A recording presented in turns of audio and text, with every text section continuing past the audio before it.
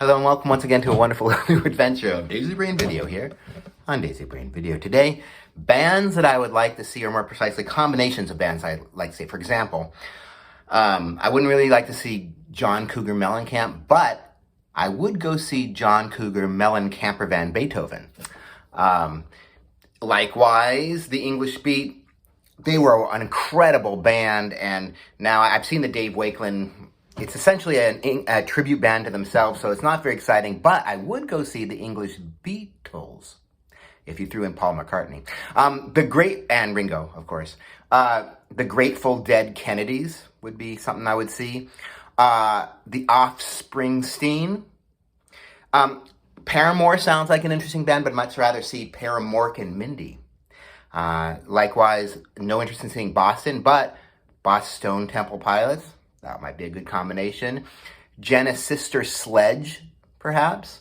Fall Out Boy George might work. Also, the Beach Boys a little outdated, but so is our Boys in the Hood. But Beach Boys in the Hood would be something. The Who, incredible band, but perhaps more interesting would be the Who, Tea, and the Blowfish, and the Chicago Go's. Those are some of the combination bands I would want to see. And now for my parody of the Rachel Maddow Show. Good evening, welcome to the Rachel Maddow Show. Rachel has a much-deserved day off. We're going to start right away. There's so much news. The news gods have been crazy with the news that's been coming in. It's hard to keep up with it. Normally on a Thursday, you don't get the news of a Friday, but this Wednesday, we got the news of a Saturday, Sunday, Monday, all together, all combined. It's dripping from the walls. There's so much news. We only have an hour to get to, so let's get right to it. In 1369, a man named Edward Sneeblebottom invented a shoelace. Unfortunately, he only invented one shoelace, as people at that time already had been wearing two shoes. To go back to a time when people only wore one shoe, you'd have to go back to 1116, when the last double shoe, where people used to hop around in a single shoe, had been worn. That was 1116. Fast forward to 1117, when a man named Timbury Hogstoop sneezed at a most inopportune time, and knocking himself and the Bishop of Canterbury over near a veritable table of salted salmon. In a century later, salmon would be eaten by the people of Norway, but not until it was brought to them by villagers from Podenswap, which was a southern district of occupied England during the 13th century. Fast forward to 1301, and shoelaces had become quite popular. They hadn't yet been invented, but when they had, the people were anticipating their invention because a lot of shoes were falling off. It wasn't until 1401, when the first shoelace that had been invented 17 years earlier, had been actually applied to shoes themselves. People did not think to lace the shoes until 6 months later, still in 1306. But fast forward to 1307, when a woman named Angela Lansbury, not related to the actress Angela Lansbury, who would later win many Emmys and Primetime Grammy nominations for Academy Awards in the District of Columbia.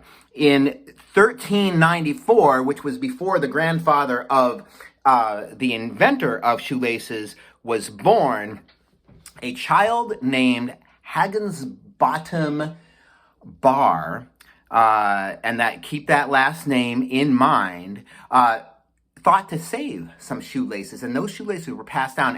Only one survived from the original 14th century shoelace, and in the early 20th century, a man named Toop, which was an unusual name for the time. Most people had first and second names, or Christian names, as they were commonly called by Christians.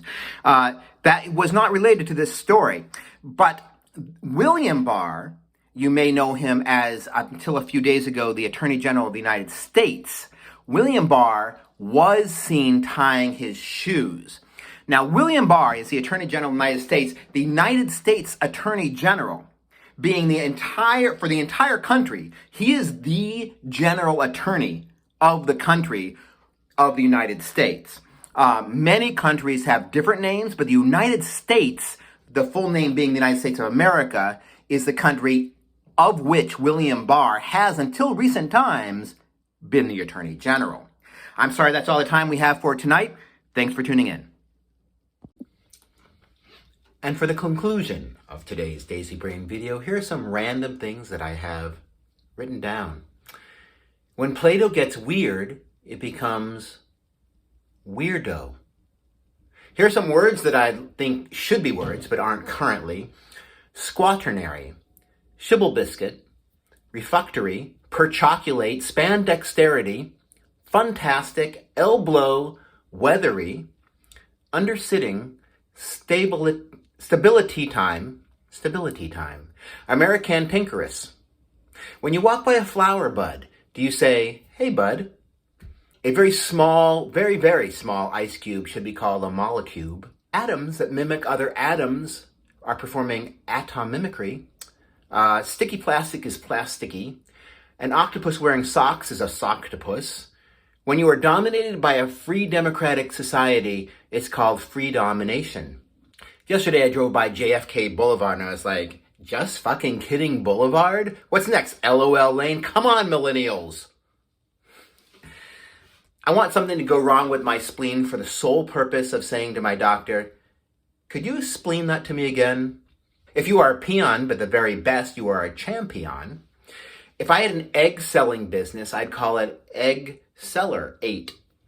If I had a denture shop, I'd call it Adventures in Dentures. If I had a glasses shop for pirates, I'd call it Eyeglasses. A hair shop, a hair cutting shop, I'd call it Hair Today, Gone Tomorrow. A sign shop should be called Signs of the Times. If I had an onion ring shop, I'd call it Onion Rings True. If I had a pet kangaroo, I'd name him Kangaroo Paul. I have an idea for a supplement, an herbal supplement made from single origin fair trade water from the mountains of Tibet in a mist bottle that will be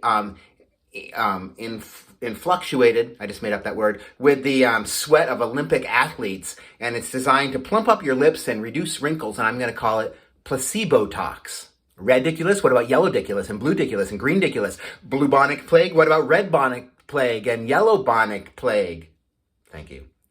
I thought of a pandemic TV show. It's a Western, and everyone will be wearing masks, and it'll be called Corona Corral and the COVID Kid. And finally, I'm going to have a diva-inspired lunch today. It'll be a Barbara Streisand sandwich, Diane von Furstenberger, and I'm going to wash it down with a glass of Nicki Minaj juice, and it'll be a Lady Gaga gastronomic delight. And with that amazing joke, I bid you farewell.